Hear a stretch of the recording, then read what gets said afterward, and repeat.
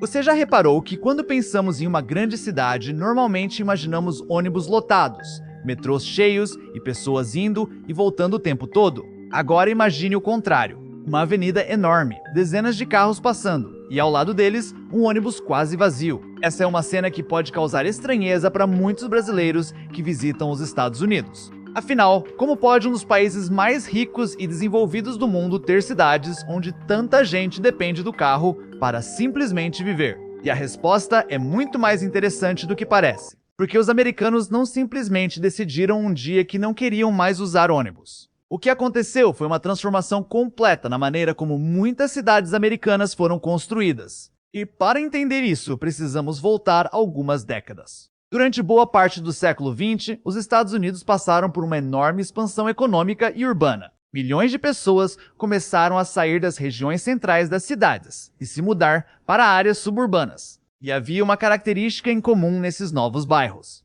espaço. Casas maiores, ruas mais largas, garagens, estacionamentos e grandes distâncias entre os lugares. O supermercado não ficava necessariamente na esquina. O trabalho podia estar a dezenas de quilômetros de casa. A escola, o shopping, o restaurante e até alguns serviços básicos passaram a ficar espalhados. E existe um problema enorme quando você tenta colocar transporte público em um lugar assim. Um ônibus funciona muito bem quando existe uma grande quantidade de pessoas concentrada em uma determinada região. Imagine uma avenida brasileira cheia de prédios, lojas, trabalhadores e moradores. Um ônibus passa por ali e consegue transportar dezenas de pessoas em uma única viagem. Agora imagine um bairro suburbano americano. Uma casa aqui, outra a centenas de metros dali. Depois, outra rua. Depois, um estacionamento enorme. Depois, uma área comercial. A distância entre as pessoas aumenta. E quando as pessoas estão espalhadas, fica muito mais difícil criar uma linha de transporte público eficiente.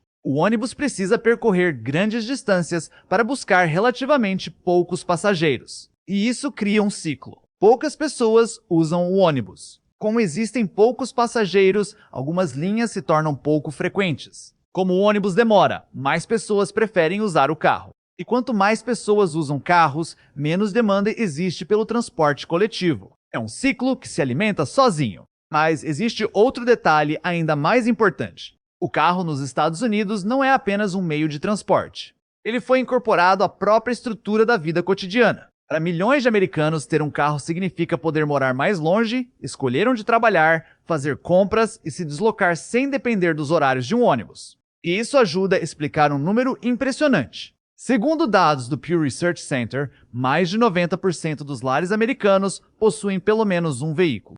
Ao mesmo tempo, apenas uma pequena parcela dos trabalhadores utiliza transporte público como principal meio de deslocamento. Ou seja, o carro deixou de ser apenas uma opção. Em muitas regiões, ele se tornou praticamente uma necessidade. Mas aí surge uma pergunta. Se o transporte público é tão pouco utilizado, por que os Estados Unidos simplesmente não constroem mais metrôs, trens e ônibus? Porque construir transporte público não resolve sozinho o problema. Imagine construir uma estação de metrô em uma região onde as casas estão espalhadas por quilômetros. A estação pode até existir, mas como o morador vai chegar até ela? Se ele precisa dirigir 15 minutos até a estação, encontrar estacionamento e depois pegar o trem, muitas vezes ele pensa: por que não dirigir até o meu destino de uma vez? E é exatamente aí que está uma das maiores diferenças entre muitas cidades americanas e cidades brasileiras.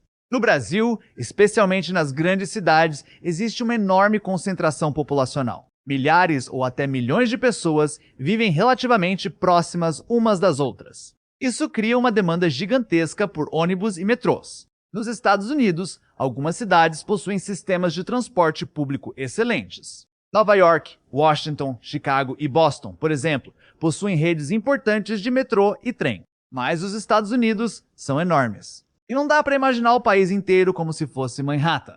Fora dos grandes centros urbanos, a realidade muda completamente. Em muitos subúrbios, o carro acaba sendo simplesmente a maneira mais prática de chegar de um ponto ao outro. E existe ainda uma questão histórica que ajudou a consolidar esse modelo. Durante o século XX, os Estados Unidos investiram pesadamente em rodovias. A expansão das estradas facilitou o deslocamento de carros e conectou áreas cada vez mais distantes. Ao mesmo tempo, muitas redes de transporte coletivo perderam importância em diversas cidades. O resultado foi uma mudança profunda na paisagem urbana. As cidades passaram a ser cada vez mais adaptadas para automóveis. Mais avenidas, mais estacionamentos, mais garagens, mais bairros residenciais afastados dos centros comerciais. E quanto mais a cidade era construída dessa maneira, mais difícil se tornava viver sem carro. É por isso que dizer simplesmente que os americanos não gostam de ônibus é uma explicação superficial. A questão é muito maior. O americano médio não acorda de manhã e escolhe o carro porque odeia transporte público. Muitas vezes, ele escolhe o carro porque toda a cidade ao redor dele foi construída para funcionar dessa maneira. É como se o sistema tivesse sido montado peça por peça durante décadas. E agora existe uma enorme dificuldade para mudar tudo. Mas isso não significa que os americanos estejam abandonando completamente o transporte público. Muito pelo contrário. Algumas cidades estão investindo em metrôs, trens, ônibus rápidos e projetos de mobilidade. O problema é que mudar uma cidade construída durante décadas em torno do automóvel custa bilhões de dólares e pode levar muitos anos. E existe uma ironia nisso tudo. O carro deu aos americanos uma sensação enorme de liberdade. A liberdade de morar longe, de viajar longas distâncias, de não depender de horários. Mas essa mesma liberdade ajudou a criar cidades onde, em muitas regiões, você praticamente precisa de um carro para participar da vida cotidiana. E talvez seja exatamente por isso que a cena de um ônibus vazio em uma avenida americana seja tão curiosa. Não é simplesmente um ônibus vazio. É o resultado visível de décadas de decisões sobre urbanismo, estradas, moradia e mobilidade. Enquanto em muitas cidades brasileiras, a pergunta é: qual ônibus eu preciso pegar? Em muitos subúrbios americanos, a pergunta pode ser: quanto tempo vou levar dirigindo? No final, a verdadeira história não é que os americanos simplesmente escolheram não usar transporte público. A verdade é que eles construíram um modelo de cidade no qual o carro se tornou indispensável. E quando você entende isso, aquela avenida cheia de carros e aquele ônibus quase vazio começam a fazer muito mais sentido. Porque talvez o maior segredo não esteja dentro do ônibus. Está na própria cidade ao redor dele. E você, se pudesse escolher, preferiria viver em uma cidade onde consegue fazer tudo de carro ou em uma onde pudesse resolver a maior parte da sua vida usando ônibus, metrô e trem? Comente aqui embaixo. E se você gosta de descobrir as histórias por trás das coisas que parecem normais nos Estados Unidos, acompanhe o canal. Porque ainda existem muitas diferenças entre Brasil e Estados Unidos que parecem pequenas, até você descobrir a verdadeira razão por trás delas.